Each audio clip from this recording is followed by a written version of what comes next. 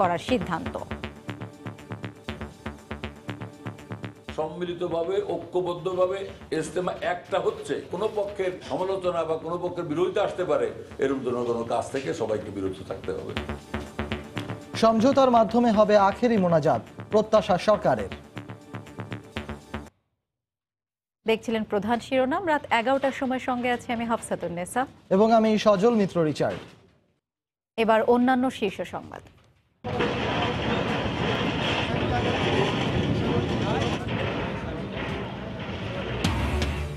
বুড়িগঙ্গা দখলমুক্ত করতে সপ্তাহে 3 দিন চলবে অবৈধ স্থাপনা উচ্ছেদ অভিযান।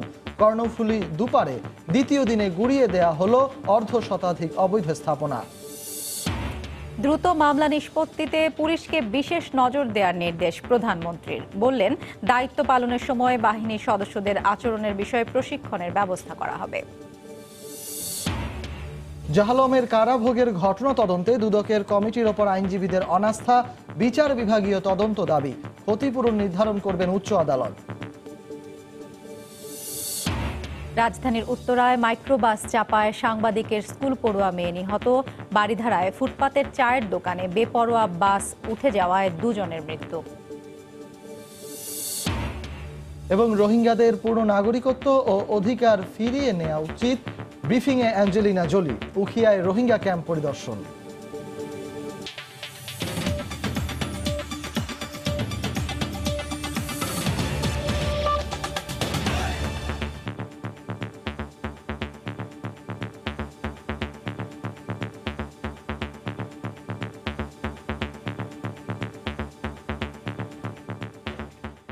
তাবলিগ জামাতের দুপক্ষের সমান সুযোগ নিশ্চিত করতে বিশ্ব ইজতেমা একদিন বাড়িয়ে অনুষ্ঠিত হবে 15 থেকে 18 ফেব্রুয়ারি। বিকেলে সচিবালয়ে দুই পক্ষের সঙ্গে বৈঠক শেষে ধর্ম প্রতিমন্ত্রী জানান, আখেরি মোনাজাতের বিষয়ে দুই পক্ষ মিলে সিদ্ধান্ত নেবে। এছাড়া মাওলানা সাদ কান্দলভি অংশ নিচ্ছেন না বলেও জানানো হয়। গেল ডিসেম্বরে নেতৃত্ব নিয়ে কোন্দলের জেরে বিরোধে জড়িয়ে পড়েন তাবলিগ জামাতের দুপক্ষের অনুসারীরা। সংঘর্ষ এমন পর্যায়ে পৌঁছায় যে প্রাণ হারাতে হয় একজনকে। এই অবস্থায় এবছরে ইজতেমা আয়োজনে বেশ কয়েক দফা দুপক্ষের সঙ্গে বৈঠক করেন স্বরাষ্ট্রমন্ত্রী ও ধর্ম প্রতিমন্ত্রী। সর্বশেষ 24 জানুয়ারি দুপক্ষের সম্মতিতে এক পর্বে 15 থেকে 17 ফেব্রুয়ারি 3 দিন ব্যাপী বিশ্ব ইজতেমার সিদ্ধান্ত নেওয়া হয়। এই সিদ্ধান্তের 12 দিন পর মঙ্গলবার বিকেলে আবারও দুপক্ষের সঙ্গে বৈঠকে বসেন ধর্ম প্রতিমন্ত্রী। বৈঠক শেষে ইজতেমার সময় একদিন বাড়িয়ে 4 দিন করার সিদ্ধান্তের কথা জানান ধর্ম প্রতিমন্ত্রী, যার প্রথম 2 দিন ব্যবস্থাপনায় থাকবে মাওলানা জুবায়ের আহমদ ও পরের 2 দিন সৈয়দ ওয়াসিফুল ইসলাম। 15, 16, 17, 18 এই 4 দিন ইজতেমাটা হবে। প্রথম যে 2 দিন ব্যবস্থাপনাটা আমরা হযরত মাওলানা জুবায়ের আহমদ সাহেবের উপর দায়িত্ব দিছি এবং পরের 2 দিন ব্যবস্থাপনাটার দায়িত্ব দিছি সৈয়দ ওয়াসিফুল ইসলাম সাহেবের পরে। কেউ কারোরে আক্রমণ করে কোনো কথা বলবেন না বলে ওনারা নিজেরাই স্বীকারোক্তি প্রদান করছেন। আখেরি মোনাজাত পরিচালনার বিষয়ে তাবলিগ জামাতের মুরব্বীরা সিদ্ধান্ত নেবে বলে জানান ধর্ম প্রতিমন্ত্রী। আখেরি মোনাজাতটা বিশেষ টার্গেটের বিষয়। এটা কে করবে, কারা করবে, এই দায়িত্ব আমরা নেই। ওনাদের পরে ছেড়ে দিয়েছি, ওনারাও গ্রহণ করছেন। নিরাপত্তা বিধান করার জন্য সকল নিরাপত্তা বাহিনী আগেও যেমন ছিল, এবার বরঞ্চ একটু আরো অনেক অধিক বেশি থাকবে। ব্যস্ততার কারণে মাওলানা সাদ কান্দলভি এবার ইজতেমায় অংশ নিতে পারবে না বলেও জানান তিনি। উনি আসতে পারবেন না বলে নিজের অপারগতা উনি প্রকাশ করছেন। ফেরদৌস লিপি, সময় সংবাদ, ঢাকা। ঢাকার চারপাশের নদী দখলমুক্ত করতে প্রতি সপ্তাহে 3 দিন করে চলবে উচ্ছেদ অভিযান। বুড়িগঙ্গা দখলমুক্ত করতে দ্বিতীয় দফার অভিযানের প্রথম দিনে 1.5 শতাধিক অবৈধ স্থাপনা গুড়িয়ে দিয়েছে বিআইডব্লিউটিএ। প্রথম দফা মিলিয়ে এ পর্যন্ত উচ্ছেদ হয়েছে 6 শতাধিক স্থাপনা। যে কোনো মূল্যে ঢাকার চারপাশের নদীগুলো টেকসইভাবে দখলমুক্ত করা হবে বলে জানিয়েছে বিআইডব্লিউটিএ। গুড়িয়ে দেওয়া হচ্ছে নদীর জায়গা অবৈধভাবে দখল করে রাখা সিমেন্টের গোডাউন। বুড়িগঙ্গা নদীর কামরাঙ্গীচর পাশে যা দীর্ঘদিন ধরে অবৈধভাবে দখল করে ব্যবসা করে আসছিল দখলদাররা। ঢাকার চারপাশের নদী দখলমুক্ত করতে উচ্ছেদ অভিযানের দ্বিতীয় দফার প্রথম দিন মঙ্গলবার সকাল থেকে বুড়িগঙ্গায় উচ্ছেদ শুরু করে বিআইডব্লিউটিএ। এ সময় বেশ কয়েকটি বহুতল ভবন ও গাছ কাটার 20 থেকে 25টি সমিল সহ 1.5 শতাধিক স্থাপনা গুড়িয়ে দেওয়া হয়। স্থানীয়দের অভিযোগ, অবৈধ দখলদারদের কাছ থেকে ভাড়া নিয়ে ব্যবসা করায় উচ্ছেদে তারা ক্ষতিগ্রস্ত হচ্ছেন। মালিকের জায়গা ভাড়া দিছে না, তার কিছু হয়নি, তার জায়গা ভেঙে ফেলছে। এখন ভাড়া নেওয়াতে আমার অপরাধ, এই জন্য আমার জরিমানা দিতে হলো। যদি অবাধ্য জায়গা হয় বাড়িওয়ালার হবে, জেল ফাঁস বাড়িওয়ালার হবে, আমরা তো সাধারণ ভাড়াটিয়া, আমাদের তো মনে করেন এই শাস্তি বা আমাদের হয়রানি। এদিকে উচ্চ আদালতের নির্দেশনার পরও বিভিন্ন দখলদারদের পক্ষে নিম্ন আদালতের কিছু রায়ের কারণে অভিযান বাধাগ্রস্ত হচ্ছে বলে জানিয়েছে বিআইডব্লিউটিএ। নদী গর্ভও ভরাট করে ফেলেছে, নদীর প্রবাহটাকেই পরিবর্তন করে দিয়েছে। আপনি দেখছেন আদালতের একটু সমন্বয়হীনতা আছে বা নিম্ন আদালত থেকে যে সমস্ত রায় দিচ্ছেন, আমি মনে করি যে হাইকোর্টের আদেশটা তারা হয়তো একটু আমলে আনার উচিত। না বুঝে নদীর জায়গা কিনে সেখানে স্থাপনা তৈরি করেন, তাহলে সরকার কিন্তু আইন অনুযায়ী সে তার জায়গা উচ্ছেদ করবে, সেটি স্বাভাবিক। উচ্ছেদ পরিদর্শনে এসে সংস্থাটির চেয়ারম্যান জানিয়েছেন, দখলমুক্ত করার পর নদীর পাড়ে খুব অল্প সময়ের মধ্যে ওয়াকওয়ে ও পরিবেশ বান্ধব পার্ক করে দেওয়া হবে। জাতির কাছে আমাদের অঙ্গীকার হচ্ছে এই নদীকে আবার নদীর জায়গায় ফিরিয়ে দেয়া, ঢাকাবাসীর জন্য এই এলাকায় বিনোদনের জন্য আসতে পারেন ভবিষ্যতে, সেই ক্ষেত্রটাকে প্রস্তুত করা। আমাদের এই প্রকল্পটা করার জন্য আমরা ইতিমধ্যে টেন্ডার করেছি। আমরা আশা করছি খুব শিগগিরই এখানে ঠিকাদার আসবেন। মোট 13 দিনের মধ্যে দ্বিতীয় দফার অভিযান চলবে বৃহস্পতিবার পর্যন্ত। সংশ্লিষ্টরা বলছেন, অবৈধ দখলদারদের কাছ থেকে নদীর আশপাশে জায়গা কেনার ক্ষেত্রে সাধারণ মানুষকে আরও বেশি সচেতন হতে হবে। পাশাপাশি নদীর নির্দিষ্ট পিলারের 150 মিটারের মধ্যে যে কোনো ধরনের স্থাপনা করার আগে বিএডব্লিউটিএর সঙ্গে কথা বলে নেওয়ারও পরামর্শ দিয়েছেন তারা। মাহমুদ রাকিব, সময় সংবাদ, কামরাঙ্গীরচর, ঢাকা। এদিকে চট্টগ্রামের কর্ণফুলী নদীর পাড়ে গড়ে ওঠা অবৈধ স্থাপনা উচ্ছেদে দ্বিতীয় দিনের মতো অভিযান চালিয়েছেন ভ্রাম্যমাণ আদালত। সকালে নগরের সদরঘাট থেকে অভিযান শুরু হয়। গুঁড়িয়ে দেওয়া হয় অর্ধশতাধিক অবৈধ স্থাপনা। নতুন করে অবৈধ স্থাপনা গড়ে ওঠা রোধে নদীর তীরে সামাজিক বনায়ন ও বিনোদন কেন্দ্র করার উদ্যোগ নেওয়া হচ্ছে বলে জানিয়েছে নগর কর্তৃপক্ষ। আশরাফুল আলম মামুনের ক্যামেরায় বিস্তারিত শফিকুল আলমের রিপোর্টে। অর্থনীতি চালিকা শক্তি চট্টগ্রাম বন্দরের কর্ণফুলী সদরঘাট এলাকায় মঙ্গলবার সকাল থেকে শুরু হয় অবৈধ স্থাপনা উচ্ছেদ। এ সময় এক্সকাভেটর আর বুলডোজার দিয়ে গুড়িয়ে দেওয়া হয় পাকা দালান, টিনশেড আর বেড়ার ঘর। এ নিয়ে মিশ্র প্রতিক্রিয়া রয়েছে সাধারণ মানুষের মাঝে। নদীমাতৃক দেশ, আমরা নদীকে দেখতে সুন্দর, অবশ্যই উপভোগ করার কিছু আছে। যেহেতু উপভোগ করার কিছু আছে, এই উপভোগ্য জিনিসগুলো আমরা দেখতে চাই। সরকার যে কাজ করে, ভালো কাজ করে, আমাদের সরকারের উপর অনুরোধ থাকবে, আমরা যে গরিব মানুষ কিভাবে খাবো, কিভাবে চলবো। আমরা যে শ্রমিক কারখানায় কাজ করতাম, এখন আমরা তো বেকার, এখন আমরা ছেলে ফেলে নিয়ে কোথায় যাবো। 2187টি মোট স্থাপনা, এরপরে আরও বেশ কিছু স্থাপনা হয়েছে 2015 সনের পর। আমরা এখন এই ফেজে 200-র মতো স্থাপনা আমাদের রয়েছে। এটা শেষ করার পরে আমরা নতুন করে বাকি ফেজগুলো ধরবো এবং সেখানকার উচ্ছেদ কার্যক্রম পরিচালনা করব। অভিযোগ আছে, অবৈধ স্থাপনা উচ্ছেদের পর সেখানে নতুন করে অবৈধ স্থাপনা নির্মাণ করা হয়। তবে এবার কর্তৃপক্ষ বলছে সেখানে বনায়ন এবং বিনোদন কেন্দ্র নির্মাণ করা হবে।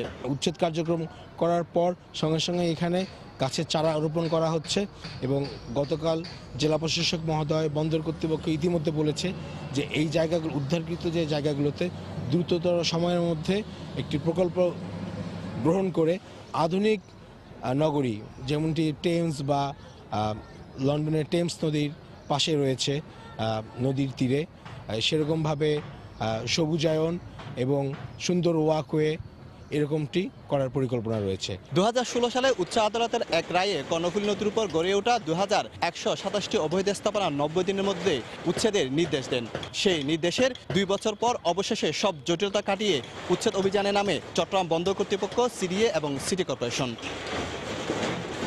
সবগুলো অবৈধ স্থাপনা উচ্ছেদ না হওয়া পর্যন্ত এই অভিযান অব্যাহত থাকবে বলে জানিয়েছে তারা। চট্টগ্রামের কর্ণফুলীর সদরঘাট থেকে শফিকুল আলম, সময় সংবাদ।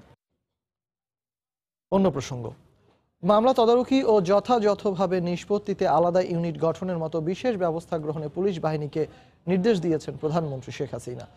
পুলিশ সপ্তাহ উপলক্ষে প্রধানমন্ত্রীর কার্যালয়ে ঊর্ধ্বতন পুলিশ কর্মকর্তাদের উদ্দেশ্যে দেয়া ভাষণে একথা বলেন তিনি। প্রধানমন্ত্রী বলেন, জঙ্গিবাদ মোকাবেলা, সন্ত্রাস দমন সহ প্রতিটি ক্ষেত্রে পুলিশের সাফল্যের পরিচয় দিয়েছে। তবে প্রতিটি আলাদা ইউনিটের জন্য বিশেষায়িত প্রশিক্ষণ প্রতিষ্ঠান গড়ে তোলার তাগিদ দেন শেখ হাসিনা। বছরের শুরুতেই কাজের উৎসাহ বাড়াতে নিজেদের মূল্যায়ন এবং বছর জুড়ে দায়িত্ব পালনের পর দেশের বিভিন্ন স্থানে কর্মরত পুলিশ সদস্যদের একত্রিত করতেই আয়োজন করা হয় পুলিশ সপ্তাহ। সপ্তাহ জুড়ে নানা কর্মসূচির মধ্যে থাকে প্রধানমন্ত্রীর সাথে বাহিনীর ঊর্ধ্বতন কর্মকর্তাদের সাক্ষাৎ। সেখানেই পুলিশ সদস্যদের উদ্দেশ্যে দিক নির্দেশনামূলক বার্তা আসে সরকার প্রধানের তরফ থেকে। সেই ধারাবাহিকতায় মঙ্গলবার সকালে প্রধানমন্ত্রীর কার্যালয়ে পুলিশ বাহিনীর ঊর্ধ্বতন কর্মকর্তাদের সঙ্গে বৈঠকে যোগ দেন প্রধানমন্ত্রী।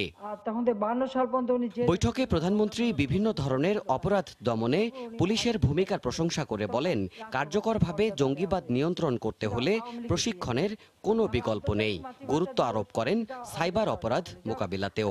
জঙ্গিবাদ সন্ত্রাস এটা কিন্তু বাংলাদেশের একান্নে এটা সারা বিশ্বব্যাপী একটা সমস্যা, কিন্তু আমাদের দেশে আমরা অন্তত জঙ্গিবাদ নিয়ন্ত্রণ করতে সম্ভব আমরা করতে পেরেছি। গোয়েন্দা নজরদারিও যেমন বাড়াতে হবে, পাশাপাশি এই ধরনের একটা স্ট্র্যাটেজি নিয়েই সবসময় আমাদের আরো ট্রেনিং এর দরকার এবং প্রস্তুত থাকা দরকার।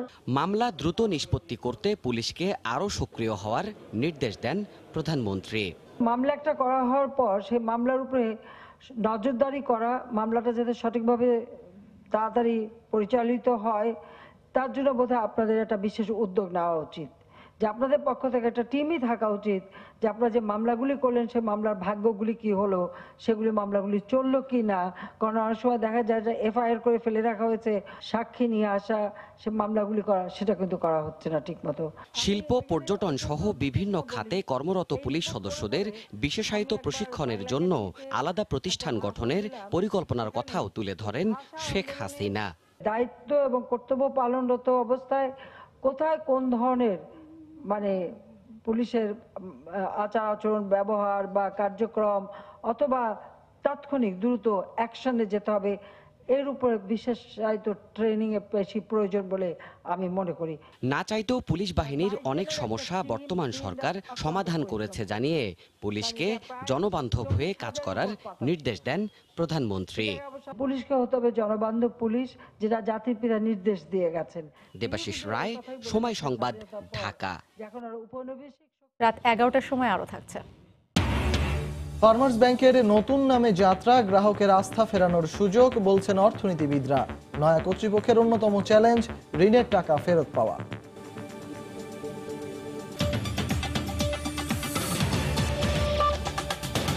জাহালমের বিনা দোষে কারাভোগের ঘটনা তদন্তে দুদকের তদন্ত কমিটির ওপর আস্থা রাখতে পারছেন না সর্বোচ্চ আদালতের আইনজীবীরা। বলছেন, আগে এই ঘটনার বিচার বিভাগীয় তদন্ত হওয়া প্রয়োজন। জাহালমের হারানো সময়ের ক্ষতিপূরণ প্রসঙ্গে তারা বলছেন, বিষয়টি নির্ধারিত হবে উচ্চ আদালতের সিদ্ধান্তে। বিনা দোষে কারাগারে কাটাতে হয়েছে 3টি বছর। মুক্ত বাতাসে শ্বাস নেওয়ার সুযোগ পেয়েছেন জাহালম, কিন্তু হারিয়ে যাওয়া সময় আর ফিরে পাওয়া যাবে না। তবে মিলতে কি পারে তার ক্ষতিপূরণ? সুপ্রিম কোর্টের সিনিয়র আইনজীবীরা বলছেন, যাদের গাফিলতিতে এ ধরনের ঘটনা ঘটেছে তাদেরকে পেতে হবে দণ্ড। এ নিয়ে দুদকের তদন্তের উপরও আস্থা রাখতে পারছেন না তারা। সে আগে কি কাজ করতো, তার সোর্স অফ ইনকাম কী ছিল, তার আয়টা কী ছিল, তার পরিবারের সদস্য কতজন, এবং সে আগে যে জীবন ধারণ করতো গত 3 বছর বা 5 বছর, সেই অনুসারে তার নির্ধারণ করে তার ক্ষতিপূরণটা তাকে দিতে হবে। এবং পরিপূর্ণভাবে যাদের অবহেলায় এটা হয়ে তাকে জেল খাটতে হয়েছে তাদের পকেট থেকে টাকাটা আসবে, সরকার দেবে না। দুদকের অপরাধের তদন্ত করতে পারে না, এই জন্য জুডিশিয়াল ইনকোয়ারি হওয়া প্রয়োজন। যারা এই কাজ করেছে তাদের শাস্তি হওয়া উচিত, এবং এই লোকটা যাতে ভবিষ্যতে বেঁচে থাকতে পারে সেই জন্য তাকে অন্তত সরকারের কোষাগার থেকে একটি বড় ধরনের আর্থিক সাহায্য সহযোগিতা করা দরকার। জাহালমের মুক্তির জন্য উচ্চ আদালতের দ্বারস্থ হওয়া আইনজীবী বলছেন, কি ধরনের ক্ষতিপূরণ মিলবে তা ঠিক করবে উচ্চ আদালত। জাহালমের মামলার ক্ষেত্রে কিন্তু যে ক্ষতিপূরণ যেটা, সেটি আদালত দেখবেন আসলে যে কর্তৃপক্ষের অবহেলা কতটা ছিল, কিভাবে সে জড়িয়েছে, এই সবগুলো বিষয় দেখে তারপরে ক্ষতিপূরণ নির্ধারণ করবেন। জাহালমের কারাভোগকে মানবাধিকারের চরম লঙ্ঘন উল্লেখ করে উচ্চ আদালতের আইনজীবীরা বলছেন, ভবিষ্যতে এ ধরনের ঘটনা এড়াতে তদন্তকারী সংস্থাগুলোকে সতর্ক হতে হবে। আফজাল হোসেন, সময় সংবাদ, ঢাকা। অভিযোগ আমলে নেয়ার 6 মাসের মধ্যে মাদক মামলা নিষ্পত্তি করতে বিচারিক আদালতকে নির্দেশ দিয়েছেন হাইকোর্ট। 600 ইয়াবা মামলার এক আসামির জামিন আবেদনের শুনানি শেষে বিচারপতি এম ইনায়েতুর রহিম ও বিচারপতি মোস্তাফিজুর রহমানের সমন্বয়ে গঠিত হাইকোর্টের দ্বৈত বেঞ্চ এ আদেশ দেন। একই সঙ্গে মামলা নিষ্পত্তিতে জেলা প্রশাসক ও পুলিশ সুপারদের সহযোগিতা করতে বলা হয়েছে। পাশাপাশি মামলা নিষ্পত্তি করার ক্ষেত্রে কারো গাফিলতি পাওয়া গেলে তাদের বিরুদ্ধে কঠোর আইনি ব্যবস্থা নেয়ার নির্দেশ দিয়েছেন উচ্চ আদালত। সারা বাংলাদেশের মাদকের মামলাগুলো যে মামলা বিচারিক আদালতে আমলে নেওয়ার পর থেকে পরবর্তী 6 মাসের মধ্যে মামলার কার্যক্রম শেষ করতে হবে। আর এই ব্যাপারে ডিসি, এসপি, মামলা তদন্তকারী কর্মকর্তা সংশ্লিষ্ট আয়োগকে সহযোগিতা করতে বলেছেন। যদি তাদের কোনো গাফিলতি থাকে তাহলে তাদেরকেও আইনের আওতায় আনা হবে এবং জবাবদিহি করতে হবে। আবারও রাজধানীর সড়কে ঝরল শিক্ষার্থীর রক্ত। উত্তরা রাজুক অ্যাপার্টমেন্ট প্রজেক্টের 10 নম্বর সেতুতে মাইক্রোবাস চাপায় নিহত হয়েছে 5ম শ্রেণীর ছাত্রী ফাইজা তাহসিনা সূচি। রাস্তা পারাপারের সময় বাবা মার সামনেই ফাইজাকে ধাক্কা দিয়ে তাকে চাপা দিয়ে পালিয়ে যাওয়ার চেষ্টা করে ঘাতক মাইক্রোবাস। এ ঘটনাকে হত্যাকাণ্ড বলে বিচার দাবি করেছে পরিবার। স্কুলে পরীক্ষা দিতে যাওয়ার কথা, বাবা মার সাথে রওনা দেয় 10 বছরের ফাইজা। তবে পরীক্ষা দিয়ে আর বাবা মার হাত ধরে বাড়ি ফেরা হয়নি ফাইজার। গাড়ি চাপায় ফাইজার পরীক্ষার বোর্ডটি মুচড়ে গেছে, পিঠের ব্যাগটি ছিন্ন ভিন্ন প্রায়। বাবা মার সামনেই ঘটে এই মর্মান্তিক ঘটনা। গাড়িটা তখন দেখছি গতি অনেক ভাবতে পারি না যে সে এখানেও সে গতি এভাবে করবে। তা আমার মেয়েটা দাঁড়িয়ে গেছে, আমি বললাম তুমি সাবধান থাকো, যে আসছে মাইক্রোবাস আসছে, ওখানে কিছু দাঁড়িয়ে ছিল গাড়িটা করে দিচ্ছে। বাবার তাকে টান দিয়ে নিয়ে গেছে, পড়ে গেছে। তখন সে পালানোর চেষ্টা করছে, ওর উপর দিয়ে চালিয়ে পালাই গেছে দ্রুত গতিতে। সেখানে ছিলেন আরো প্রত্যক্ষদর্শী। তারা জানান এটি কোনো দুর্ঘটনা নয়, বরং হত্যাকাণ্ড। দূর থেকে আসা মাইক্রোবাসটি পথচারী পারাপারের স্থানটি দেখলেও কোনো গতি না থামিয়েই ব্রিজে উঠে এসে ফাইজাকে ধাক্কা দেয়। তখনও বেঁচে ছিল ফাইজা। এরপরই গাড়িটি গতি বাড়িয়ে ফাইজার উপর দিয়েই চালিয়ে পালানোর চেষ্টা করে। পরে উত্তরার বাংলাদেশ মেডিকেলে নেওয়া হলে কর্তব্যরত চিকিৎসক তাকে মৃত ঘোষণা করেন। ও চাকার নিচে পড়ে গেছে, ওই সামনে পড়ে আছে, তখন ড্রাইভার ওর উপর গাড়িটা টান দিছে, তখন এসে মারা গেছে। এর আগে সে মারা যেত না। এটা যেন সুষ্ঠু বিচার হয়, কারণ আর কোনো বাবা মা যেন তাদের সন্তানদের স্কুলে নিয়ে যাওয়ার পথে, আসার পথে, স্কুলে যাবে পড়াশোনা করে মানুষ হতে, আর যাওয়ার পথে লাশ হয়ে যায়। এছাড়া রাজুকের এই আবাসন প্রকল্পে 6,500-এর বেশি আবাসনের ব্যবস্থা করা হলেও এখানে কোনো নিরাপত্তা ব্যবস্থা নেই বলে জানান বসবাসকারীরা। এছাড়া গাড়ি চলাচলেও কোনো নিয়ম মানেন না কেউই। গাড়ি এত জোরে যায়, ব্রিজের ওপরটা আমাদের খুব ভয় লাগে। আমরা খুব আস্তে সাইড করে ভাবে আসি, কিন্তু এখানে তো জনবহুল নাই, অন্য গাড়ি নাই, এত জোরে গাড়ি যাবে কেন? আর রাজুক আমাদেরকে এখানে বাধ্য করতেছে যে টাকা দাও, কিস্তি দাও, এখানে বাস করো। হ্যাঁ, আমরা এই সমস্ত সমস্যার কথা আমরা রাজুকের চেয়ারম্যানের সাথে বলছি। খালি ফ্ল্যাট হওয়া মানে বাসযোগ্য না। এটিকে হত্যাকাণ্ড উল্লেখ করে তুরাগ থানায় মামলা করার সিদ্ধান্ত নিয়েছে ফাইজার পরিবার। সেলিয়া সুলতানা, সময় সংবাদ, ঢাকা। রাত 11টার সময় আরো থাকছে সময় সংবাদের ইউটিউব চ্যানেলের গোল্ড প্লে বাটন অর্জন উদযাপন। এর মধ্যে সাবস্ক্রাইবার সংখ্যা ছাড়িয়েছে 20 লাখ।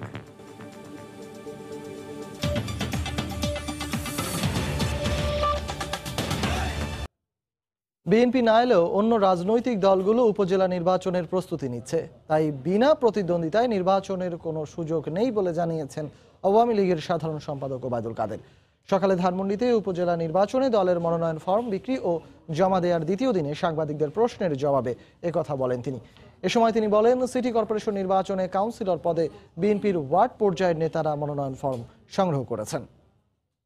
এই মুহূর্তে আসলে ছত্রভঙ্গ এলোমেলো একটা দল, নির্বাচনে হেরে পথিক যেমন পথহারা, সে দিশেহারা পথিকের মতো অবস্থা এখন বিএনপি। উপজেলা লেভেলে তারা করতে পারে, যখন কাউন্সিলর পদে করছে, উপজেলা লেভেলে করলেও তো অবাক হব না। কারণ বিএনপি কেন্দ্রীয়ভাবে যে সিদ্ধান্তই হোক, বিএনপির কিন্তু স্থানীয় পর্যায়ের অনেকেই নির্বাচন করতে চায়। ডিএনসিসি উপনির্বাচনে নিরপেক্ষতার সঙ্গে কাজ করতে নির্বাচনী কর্মকর্তাদের নির্দেশ দিয়েছেন প্রধান নির্বাচন কমিশনার KM নুরুল হুদা। সকালে রাজধানীর আগারগাঁওয়ে নির্বাচন ভবনে ঢাকা উত্তর ও দক্ষিণ সিটির রিটার্নিং অফিসার ও নির্বাহী ম্যাজিস্ট্রেটদের উদ্দেশ্যে তিনি এই কথা বলেন। আচরণবিধি লঙ্ঘন করলে প্রার্থীদের বিরুদ্ধে কঠোর ব্যবস্থা নেওয়ার নির্দেশ দেন সিএসি। নির্বাচনে কে জয়ী হলো সেটা ভোটারদের বিষয়, সেখানে আপনাদের বিষয় নয়। আপনাদের বিষয় হলো আচরণবিধি কিভাবে তারা পালন করে সেটা দেখা। যাদেরকে জনগণ ভোট দিয়ে নির্বাচিত করবেন তিনি হবেন নির্বাচিত প্রতিনিধি। আইনানুগ নির্বাচন করতে হবে। আপনাদের যে ক্ষিপ্রতা, আপনাদের নিরপেক্ষতা, আপনাদের যে বিচারিক মনোভাব নিয়ে যদি আপনারা সামনে যান, তাদের দেখবেন প্রত্যেকেই আপনাদের কথা শুনবে। রোহিঙ্গাদের নাগরিকত্ব ও পূর্ণ অধিকার দিয়ে মিয়ানমারে ফেরানো উচিত বলে মন্তব্য করেছেন জাতিসংঘের শরণার্থী বিষয়ক সংস্থা UNHCR এর বিশেষ দূত ও হলিউড তারকা অ্যাঞ্জেলিনা জোলি। বিকেলে কক্সবাজারের উখিয়ার কুতুপালংয়ে এক সংবাদ সম্মেলনে একথা বলেন তিনি। উখিয়া টেকনাফের বিভিন্ন ক্যাম্প ঘুরে দেখার পাশাপাশি নির্যাতনের শিকার রোহিঙ্গা নারী পুরুষের সঙ্গে কথা বলেছেন তিনি। প্রথমবারের মতো বাংলাদেশে Angelina Jolie Kutupalong Rohingya camp ঘুরেই মুখোমুখি হলেন সাংবাদিকদের। জানালেন দুদিনের সফর শেষে নিজের উপলব্ধির কথা। বললেন নাগরিকত্বের স্বীকৃতি ছাড়া মিয়ানমারে ফিরে যেতে রাজি নয় রোহিঙ্গারা। Rohingya are not only displaced, they are stateless, and some still won't even call the Rohingya by their rightful name. It was deeply upsetting. রোহিঙ্গাদের ফিরিয়ে নিতে মিয়ানমারে নিরাপদ ও বাসযোগ্য পরিবেশ তৈরির অনুরোধ জানান Jolie. They want to be able to return home, and they have an absolute right to return home. The Rohingya crisis is therefore emblematic of a much wider problem. জাতিসংঘের এই বিশেষ দূত বলেন, রোহিঙ্গাদের ফেরার পরিবেশ তৈরির দায়িত্ব মিয়ানমার সরকারের। I am therefore thankful that here in Bangladesh, Rohingya refugees have their existence recognized and are being provided by the government and UNHCR with documentation and proof of their identity. মঙ্গলবার সকাল 10:30টার দিকে কুতুপালং ক্যাম্পে TV tower সংলগ্ন UNHCR এর transit ক্যাম্পে যান Jolie. সেখান থেকে কুতুপালং এক্সটেনশন ক্যাম্প 4 এর শিক্ষা কেন্দ্রগুলো ঘুরে দেখেন তিনি। এছাড়া হোপ ফাউন্ডেশন পরিচালিত হাসপাতাল, রিলিফ ইন্টারন্যাশনাল পরিচালিত স্বাস্থ্যসেবা কেন্দ্র ঘুরে দেখেন ও নির্যাতিতা নারীদের সঙ্গে আলাপ করেন। বুধবার জোলির ঢাকায় ফেরার কথা রয়েছে। সময় সংবাদ, কক্সবাজার। শিগগিরই রোহিঙ্গা প্রত্যাবাসনের কোনো আশা নেই জানিয়ে international committee of the red ক্রসের head of delegation Ikhtiyar Aslanov বলেছেন, নিজেদের নানা সীমাবদ্ধতা সত্ত্বেও আন্তর্জাতিক সম্প্রদায়ের উচিত এ বিষয়ে মিয়ানমারকে চাপ অব্যাহত রাখা। দুপুরে রাজধানীর বনানীতে নিজ কার্যালয়ে সাংবাদিকদের সঙ্গে মতবিনিময়কালে তিনি একথা বলেন। এছাড়া ভাষাঞ্চরে রোহিঙ্গাদের প্রত্যাবাসনে প্রয়োজনীয় সুযোগ সুবিধা নিশ্চিত করার উপর জোর দেন আসলানুফ। এর আগের প্রত্যাবাসনগুলো দেখুন, সমন্বিত পরিকল্পনা না নেয়ায় সেগুলো টেকসই হয়নি। মিয়ানমারে অনেক সংস্থা ঘরবাড়ি তৈরি করছে ঠিকই, কিন্তু সেখানে নিরাপত্তা নিশ্চিত করা হয়নি। সমস্যাটা জাতিগত, ধর্মীয়। এখানকার মানুষদের জীবন অনুন্নত। এই ইস্যুতে ধারাবাহিক উন্নতি আশাব্যঞ্জক। এটা নির্দিষ্ট করে বলতে পারছি না কবে এটা শুরু হবে, তবে প্রত্যাবাসন শুরু করতে অনেক সময় লাগবে। এছাড়া ভাষাঞ্চরে তাদের পুনর্বাসনে আইনগত কোনো সমস্যা নেই, কিন্তু সেখানে তারা মুক্তভাবে চলাচল করতে পারবে কিনা, স্বাস্থ্য বিদ্যুতের সুবিধা পাবে কিনা, সরকারকে তা বিবেচনা করতে হবে। নারায়ণগঞ্জে 2 বোনকে গণধর্ষণের মামলায় 5 জনকে যাবজ্জীবন কারাদণ্ড দিয়েছেন আদালত। বিকেলে জেলা নারী ও শিশু নির্যাতন দমন ট্রাইব্যুনাল আদালতের বিচারক মোহাম্মদ শাহিন উদ্দিন এ রায় দেন। একই সঙ্গে প্রত্যেককে 1 লাখ টাকা করে জরিমানা করা হয়। মামলার বিবরণে জানা যায়, 2010 সালের 28শে মে সোনারগাঁওয়ের চাচার বাড়িতে বেড়াতে আসেন 2 বোন। এ সময় তাদের একটি বাগানে তুলে নিয়ে ধর্ষণ করে শাহ আলম, খোকন, এমদাদ, ইকবাল, জিয়া ও নুরুল ইসলাম। এ ঘটনায় নির্যাতিতারা বাদী হয়ে 6 জনকে আসামি করে সোনারগাঁও থানায় একটি মামলা করেন। পরে অভিযান চালিয়ে শাহ আলমকে গ্রেফতার করে পুলিশ। বাকি আসামিরা এখনও পলাতক রয়েছে। দোষ প্রমাণ না হওয়ায় নুরুল ইসলামকে বেকসুর খালাস দেওয়া হয়।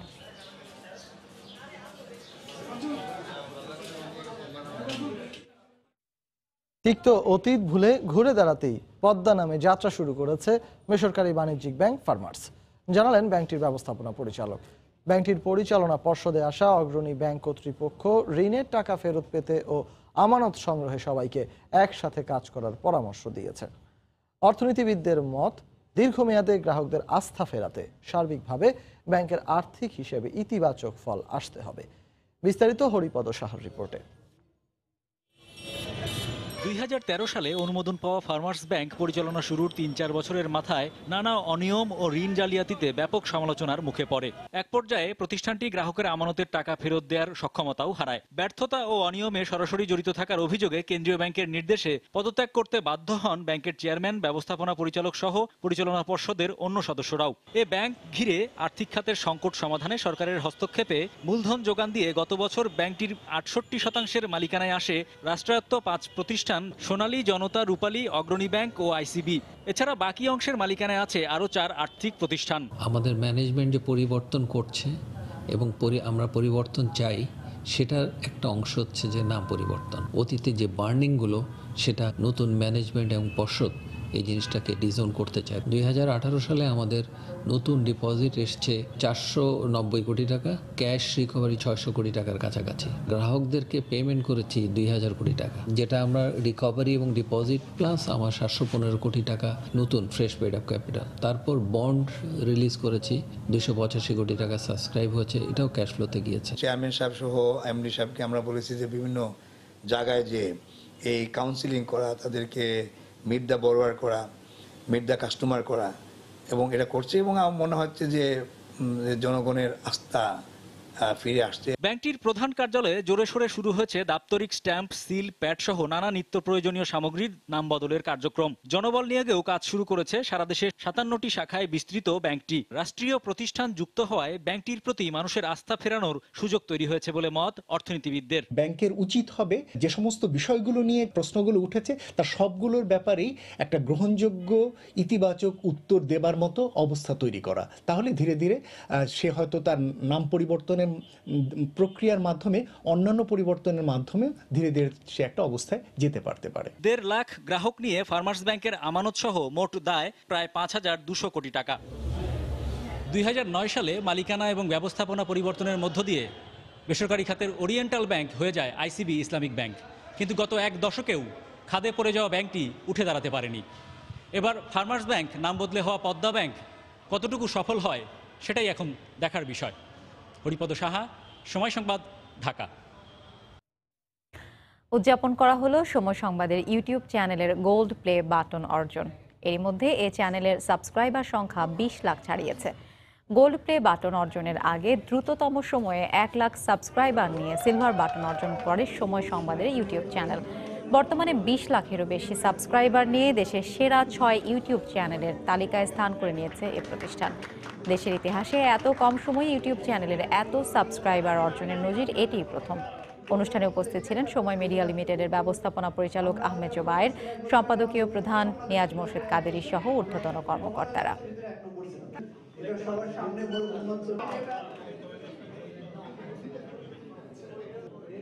তখন আবার বাংলাদেশে আমরা 1 নম্বরে উঠেছি। এটা সবার সামনে বড় উন্নত। মাত্র 1 বছর 5 মাস, আর আমরা যে অর্জনটা করেছি এটা অনেক বেশি অর্জন, এবং আশা করি যে আমরা আরও বেশি, মানে এত দ্রুত হারে আর কেউ অর্জন করতে পারেনি। তো সেই দ্রুত হারেই আমরা ডায়মন্ড প্লে বাটনটা অর্জন করব, এই আশা রাখি। এ পর্যায়ে শীর্ষ সংবাদ জানিয়ে দিচ্ছি আরেকবার। দুপক্ষের সমান সুযোগের দাবি মানতে বিশ্ব ইজতেমা 1 দিন বাড়িয়ে 4 দিন করার সিদ্ধান্ত। সমঝোতার মাধ্যমে হবে আখেরি মোনাজাত, প্রত্যাশা সরকারের।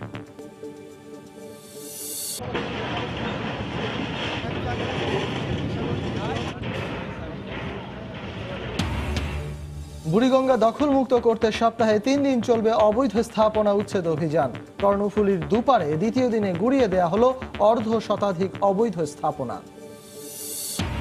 দ্রুত মামলা নিষ্পত্তিতে পুলিশকে বিশেষ নজর দেওয়ার নির্দেশ প্রধানমন্ত্রীর। বললেন, দায়িত্ব পালনের সময় বাহিনীর সদস্যদের আচরণের বিষয়ে প্রশিক্ষণের ব্যবস্থা করা হবে।